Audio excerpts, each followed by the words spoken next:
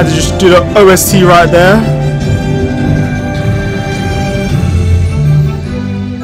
That All Might theme song.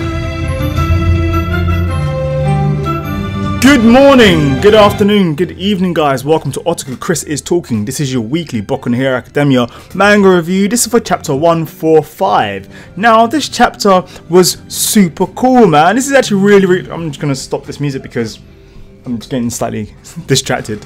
Alright. God damn it. Alright, one take.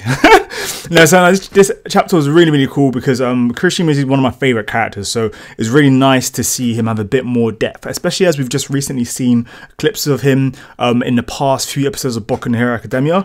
So it's kind of nice to see why he is how he is, how he became, and has he always been like this? Now this chapter really focused on these points, especially as he's technically down for the count, because he kind of got his arse handed to him, but not in a way where it's kind of like, oh no, he's such a pussy, but whilst giving his all. And I feel like this is one of those things that this series is trying to focus on, is showing you how these legendary heroes made it. So when Deku was saying at the beginning, this is the story of how I became the #1 hero, the story is all about that. Now, before I just continue this, if you're new to my channel, please do subscribe, as I do make regular Boku no Hero Academia anime and manga reviews, as well as other otaku content, which I think you'll be interested in. I'm currently editing a nice little piece of speciality, which I want to try and do on a regular basis. I have a new laptop and I have like Final Cut Pro and everything, so soon, hopefully, when I learn how everything works, I'll hopefully upload something special for you guys. So please turn on that notification, subscribe, and thumbs up if you like my content, because then you'll know when things are going on. I know how to change things up and all that kind of good shit. Now,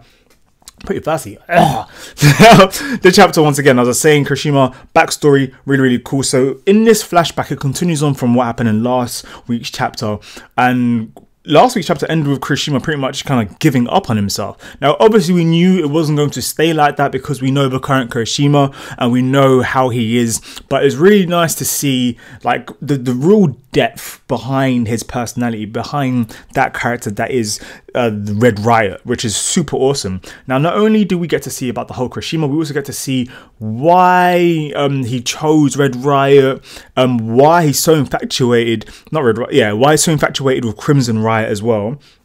Because it's kind of like it's been mentioned, but we haven't really seen him properly, and I would like to see a bit more of him. I'm not sure if I remember him in the anime. If you guys do remember, please let me know in the comment box down below, because I love it when you guys let me know these kind of things. It helps me out, and plus, like, I don't know, I'm just a guy with a camera and a webcam, so you guys probably know way more than I do. So once again, comment box, let's talk, and plus just remind me how stupid I am. But yeah, so Kirishima, he's in his room kind of sulking from what happened in last week's chapter, when he wasn't able to save those two girls from that really fucking creepy hero. And whilst he's kind of sulking, he sees this book where how to be a hero, it's titled around that, give or take a few words and letters, apostrophes and shit like that.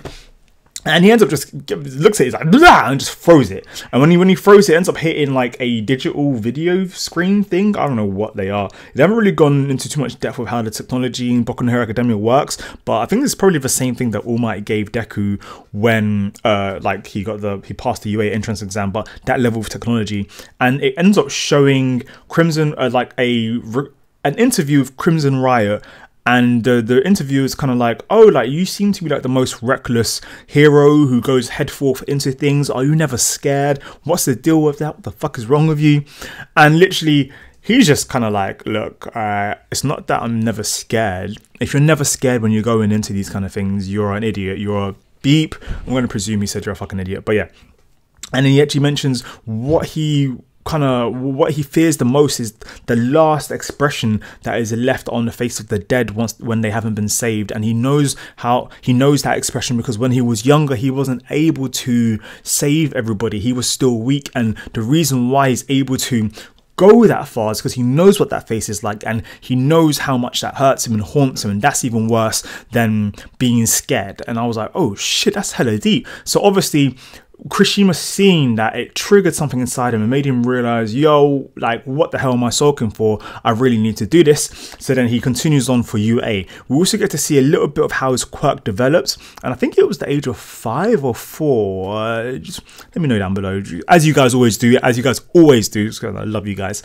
And he says that, he mentions about how when his when his quirk actually first developed, it was on his hand, and then his hand hardened, but he had something in his eye, so he rubbed his eye and ended up cutting his eye. And apparently he hated his quirk quite a lot when he was younger, and he just despised it. So when he saw somebody who had a quirk just kind of like his, but he was a superhero, it was kind of like, oh my god, this guy's just like me, maybe I can aspire to be just like him. But he didn't ever really understand the true values of being a hero. So I like that as he got older, and as going through moments like these, like not being able to save everyone, not realizing your place and your position in this whole like world that they're in, like thinking you're the best, and then stumbling across people who are just naturally better than you. For example, like Ishido, and how she was way stronger, and how she seemed to have no fear, but it wasn't she had no fear, she just understood that it's not about all talk. Sometimes it's just about action. So now he's a man of action, and he's all about that shit. But what I really did feel from the chapters, I felt a nice little bit of shipping between Ishido and Kirishima. I mean, we know she's strong, but she needs to be with somebody who's also strong. But I can't see Ishido being with somebody like Bakugo, because their personalities are way too on the extremes. Whereas in someone like Kirishima and Ishido, she's been in his flashbacks now. It's not just done like that for no reason. Like, the mangakas don't do that for no reason. It's not that she's just there. Even on his first day at UA, she even recognized him and said to him, oh, you're still feeling beat down about that time, blah blah. And they have their first proper talk, and I'm like, this is actually pretty sweet. It's pretty nice just to see how they interact, and how how other relationship, friendship, whatever it is there leads on. And hopefully, I am for team Kirishima Ishido. What are you guys, yay or nay? Let me know down below. If you are, thumbs up. If you're not, let me know why, and who you think they would ship with better, and just thumbs up anyway, because, you know, you guys love me. Oh my god. Anyways, this chapter, so that was pretty much that section of the chapter. It ended with obviously Fat Gum continue on the fucking onslaught against Rapper, which looked epic. Oh my god, Fat Gum, his new design, it just looks so cool. And I can't believe I thought Fat Gum's design was actually the design of Rapper. Like, whoops. But yeah, so once again, that's why I love it when you guys let me know the differences between my the fact and my stupidity, because yeah. So that was pretty awesome. Fat Gum pretty much goes plus ultra on his fucking ass, and because I almost forgot the fact that it was Fat Gum versus two of them, and whilst going against them, he mentions Red Riot, he mentions Kirishima, is kind of like, you guys underestimated him and that was your issue. And it's kind of like, oh shit, even though he's down, he really did make an impactful moment, and he kind of stole the show, even though he kind of was knocked the fuck out, all blooded and bled out. What the fuck am I talking about? Anyways, that's about that. So yeah, so this chapter, super cool, nice and chilled. It wasn't like crazy action heavy, but we did get to see a bit of action at the end. The art was pretty nice. I like the art. I like Kirishima. I also like the story. I like where it's going. I like his development and the world building that they have, and I like the character introductions as well, and how they're really giving them development for this series. And it's super cool because this series has a lot of characters, so if only Deku got a development, that would be nice, I guess. And if Bakugo and Deku and Ida and Ochako, yeah, they got theirs, but it's nice to see someone like the next characters after that, just the inner circle, just a little bit. But yeah, what is your thoughts on this chapter? What was your favorite part? What do you think about the shipping between Kirishima and Ishido? Yeah, that's about it really. Hope you guys enjoyed this review. Thumbs up, subscribe, all that good stuff, and hopefully I'll see you guys next week. I am on Anime Amino, so feel free to follow me on that.